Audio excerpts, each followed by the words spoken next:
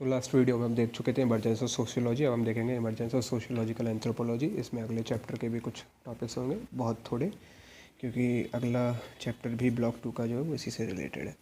Anthropology की emergence समझने से पहले सोशियोलॉजिकल एंथ्रोपोलॉजी के बारे में समझ लेते हैं। ये होती है स्टडी ऑफ ह्यूमैनिटी। और ह्यूमैनिटी की अगर आप स्टडी करोगे तो बहुत सारे एक्सपेक्ट होते हैं, जैसे कि कल्चर, सोसाइटी, लिंग्विस्टिक, बिहेवियर। तो इन सब की कलेक्टिव स्टडी कहलाती है एंथ्रोपोलॉजी। एंथ्रोपोलॉजी की फाउंडेशन में ऐसा एंथ्रोपोलॉजी का कोई फादर नहीं है, तो फोर रनर है, अग्रदूत है एक एंथ्रोपोलॉजी का, हेरोडोटस ऑफ हेलिकार्नसस का हेरोडोटस नाम का व्यक्ति है। ये ग्रीक व्यक्ति था, 425 BCE के करीब इसका टाइम था, है ना। वो फेमस है अपनी हिस्ट्री ऑफ पर्शियन वॉर्स के लिए, तो इसको हम लोग फोर रनर ऑफ एंथ्रोपोलॉजी मानते हैं, यानी कि मानव विज्ञान का अग्रदूत। और दूसरा जो इसके फाउंडेशन वर्क है वो एनलाइटनमेंट थिंकर्स ने ले डाउन किए थे। उसके बाद 2 फेजेस ऑफ डेवलपमेंट में इसका डेवलपमेंट होता है सोशियोलॉजिकल एंथ्रोपोलॉजी का। पहला फेज़ जो है वो है 18th सेंचुरी AD से 1840। बादल गड़गड़ा है, सो बियर विद डेट। पहला फेज़ है 18th सेंचुरी AD से 1840s तक। तो कोई इसमें ज़्यादा डेवलपमेंट नहीं हुई, क्योंकि तब तक anthropology as a subject exist नहीं करता था। इसके बाद जब वो एग्जिस्ट करने लगा, उसके बाद क्विक डेवलपमेंट होते हैं, जो कि हम सेकंड फेज़ कहते हैं। तो फर्स्ट फेज़ में बस इतना था कि जो फिलोसोफर एंड साइंटिस्ट थे उन्होंने हिस्ट्री की स्टडी से मैन और सोसाइटी की स्टडी को अलग कर दिया, यानी कि मैन, सोसाइटी एंड सिविलाइजेशन के बारे में स्टडी करने के अलग रिसर्च मेथड होंगे, हिस्ट्री के बारे में रिसर्च करने का अलग मेथड होगा। और इससे क्या होता है, general and social science formulation of general and social science होता है। एक व्यक्ति है हॉवेल, जिसका व्यू है कि एंथ्रोपोलॉजी जो है वो एक्चुअल में निकलती है नेचुरल साइंसेस से। एंथ्रोपोलॉजी का जो रूट है वो नेचुरल साइंस, जैसे कि फिजिक्स, केमिस्ट्री, इन साइंसेस को हम लोग कहते हैं नेचुरल साइंसेस, उनमें है। कैसे, इसका मतलब ये नहीं है कि वो उनसे निकलती है, रिसर्च मेथोडोलॉजी जो है वो उन्हीं के जैसी है। बट लेटर ऑन और डेवलपमेंट होते हैं and things changes. Then after आता है second phase of development. So क्या होता है इस टाइम पे 1840 से 1890 में नेचुरल साइंसेस में भी बहुत सारे ट्रांजिशन होते हैं, जिसमें से 2 मेन ट्रांजिशन होते हैं। पहला थर्मोडायनेमिक्स एंड दूसरा इवोल्यूशन थ्योरी। थर्मोडायनेमिक्स का तो कोई रोल नहीं है इसमें, इवोल्यूशन थ्योरी का रोल है। इवोल्यूशन थ्योरी ने ये फैक्ट सेट कर दिया था कि ह्यूमन सोसाइटीज़ भी धीरे धीरे इवॉल्व होती हैं, तो इससे लोगों को लगा कि ह्यूमन सोसाइटी की भी स्टडी ठीक उसी प्रकार की जा सकती है जिस प्रकार से नेचुरल साइंसेस की स्टडी की जा सकती है। And that finally led to emergence of sociology. ये पिछली वीडियो में देख चुके हैं, तो वही चीज़ ने एंथ्रोपोलॉजी को भी इफेक्ट किया। तो 1860 में अटैम्प्ट किए गए कि बहुत सारे डाइवर्स फील्ड को एक जनरल एंथ्रोपोलॉजिकल डिसिप्लिन के अंदर लाया जाए। उसके बाद 1870 तक एक अलग एंथ्रोपोलॉजी का कैरेक्टर हमको देखना शुरू हो जाता है एंथ्रोपोलॉजिकल स्टडीज़ का, जिसमें मेनली फिजिकल एंथ्रोपोलॉजी, यानी कि ह्यूमंस कैसे थे, शेप वेव और pre history and ethno history उसके पार्ट्स होते हैं। फिर एक ये व्यक्ति हैं मार्विन हैरिस। मार्विन हैरिस जो है वो हिस्टोरियन है एंथ्रोपोलॉजी डेवलपमेंट के, यानी कि एंथ्रोपोलॉजी कैसे डेवलपमेंट हुई इसके ये हिस्टोरियन है, इस पर इन्होंने बुक्स लिखी हैं। सो ये भी मानते हैं कि एंथ्रोपोलॉजी जो है वो साइंस ऑफ हिस्ट्री है। आप यहाँ पे भी देखो, स्टार्टिंग में 1870s में ethnohistory, prehistory and physical anthropology, so वो तीनों के तीनों एक तरीके से हिस्ट्री में ही आ जाते हैं। तो स्टार्टिंग में एंथ्रोपोलॉजी जो थी वो as a science of history start हुई थी। तो इस तरीके से डेवलपमेंट होता है, लेकिन ये अभी भी मॉडर्न जो एंथ्रोपोलॉजी है, सोशल एंथ्रोपोलॉजी, उससे अलग है। मॉडर्न सोशियोलॉजिकल एंथ्रोपोलॉजी की इमरजेंस होती है जब ये 1900s का जो दौर है वो शुरू होता है 20th सेंचुरी की स्टार्टिंग से।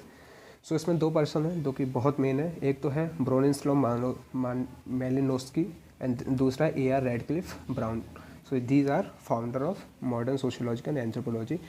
मैलिनोस्की जो थे, उनका जो इसमें कंट्रीब्यूशन था, एक था कि उन्होंने एथनोग्राफिक मेथड को इंट्रोड्यूस किया था, और वो भी पार्टिसिपेंट ऑब्जर्वेशन। 12th क्लास में पढ़ चुके होंगे, सोशियोलॉजी में नहीं पढ़े तो पार्टिसिपेंट ऑब्जर्वेशन का मतलब होता है कि आप जिस चीज़ की स्टडी कर रहे हो, जिस सोसाइटी की स्टडी कर रहे हो, उसके बीच में जाके रहना।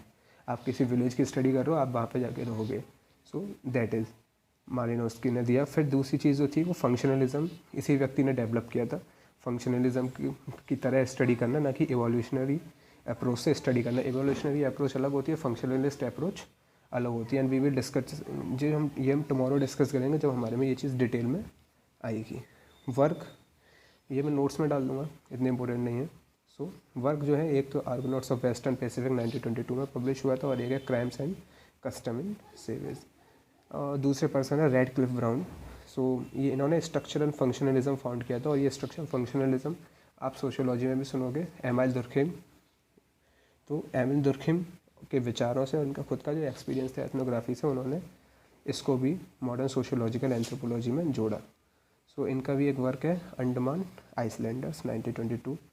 फिर ये मॉस है, मॉस जो है उनको फ्रांस में इसका फाउंडर माना जाता है सोशियोलॉजिकल एंथ्रोपोलॉजी का। इनका एक वर्क था द गिफ्ट, ये एक सोशियोलॉजिस्ट भी थे एंड एंथ्रोपोलॉजिस्ट भी थे। एक ये लुइस स्ट्रॉस भी हैं, Levi Strauss, sorry Louis Strauss नहीं। सो ये की पर्सन है, इन्होंने स्ट्रक्चरलिज्म एंड स्ट्रक्चरल एंथ्रोपोलॉजी को फाउंड किया था, मतलब उसमें हेल्प करी थी। ऐसा ना, क्योंकि नेचुरल साइंसेस में तो क्या है कि कोई किसी थ्योरी को बना देता है तो वो फाउंडर हो जाता है, बट आप जब ह्यूमन साइंसेस में आओगे तो वहाँ पे चीज़ें कॉन्स्टेंटली इवॉल्व करती रहती है। तो उसमें एक बहुत बड़ा कंट्रीब्यूशन जो है वो लिवाई स्ट्रॉस का है, लेकिन वो एंथ्रोपोलॉजी का है, इसलिए हम उसको इतने डिटेल में डिस्कस नहीं करेंगे। वर्क एलिमेंट्री, इनका भी एक वर्क है एलिमेंट्री स्ट्रक्चर ऑफ किनशिप। अब देखो नेक्स्ट चैप्टर की कुछ चीज़ें जो अभी यहीं पे बता दो तो ठीक है। सोशियोलॉजी जो है उसके जो टर्म है, यानी कि सोशियोलॉजी जो वर्ड है वो सबसे पहले ऑगस्टे कॉम्टे ने 1838 में यूज़ किया था। सोशियोलॉजी ग्रीक वर्ड से मिलकर बना है सोशस एंड लोगोस। सोशस का अर्थ होता है एसोसिएट एंड लोगोस का मीन्स होता है नॉलेज। तो collective aspect of human behaviour की जो स्टडी करते हैं, दैट इज़ सोसाइटी की स्टडी को सोशियोलॉजी कहते हैं। ओवरलैप, और ये सोशियोलॉजी बहुत सारे डिसिप्लिन के साथ ओवरलैप होता है, जो हम ब्लॉक 2 में देखेंगे, हिस्ट्री के साथ, पॉलिटिकल साइंस के साथ, लॉ के साथ, आपका एंथ्रोपोलॉजी के साथ, तो काफ़ी सारे उसके साथ वो होता है। एंथ्रोपोलॉजी भी एक डिसिप्लिन है, बट एज सच इसका सबसे पहला यूज़ मरियम वेबस्टर जो डिक्शनरी है वो कहती है कि 1805 में होने लगा था। तो हमें एग्जैक्टली नहीं पता किसने किया था, बट ये 1805 से ये वर्ड जो है वो सर्कुलेशन में आता है। तो ये जो बना है ये 2 ग्रीक वर्ड से बना है, एक है एंथ्रोपोस एंड एक है logos. Anthropos means man and logos mean studies and henceforth anthropology study of mankind, जो कि स्टार्टिंग में बताया भी था।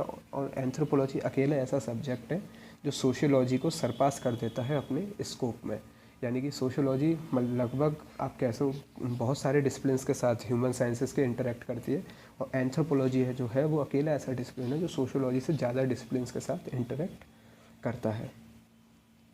और अर्ली डिफरेंस बता दूं, अर्ली जब ये सब स्टार्ट हो रहा था 19th सेंचुरी से, तो तब सोशियोलॉजिस्ट को एक्सपेक्ट किया जाता था कि they will study urban and developed society, यानी कि वो मैक्रो स्टडी करेंगे। एंथ्रोपोलॉजिस्ट जो है वो विलेज प्री लिटरेट इस सोसाइटी को स्टडी करेंगे, रूरल सोसाइटीज़ को। लेकिन फिर एंड में ट्रेंड चेंज हो गया, अब सोशियोलॉजिस्ट ज़्यादातर माइक्रो स्टडीज़ करते हैं, they study village society, and social anthropologist जो हैं वो स्टडी करते हैं मैक्रो सोसाइटी, यानी कि डेवलप्ड एंड अर्बन सोसाइटी। एक और चीज़ फैक्ट के लिए कि जो ISSR है ना, वो ICSSR Indian council of social science research, वो सोशियोलॉजिकल एंथ्रोपोलॉजी और सोशियोलॉजी को एक ही डिसिप्लिन मानती है। इसी के साथ आज का वीडियो करते हैं ख़त्म, कल देखते हैं सोशियोलॉजिकल एंथ्रोपोलॉजी।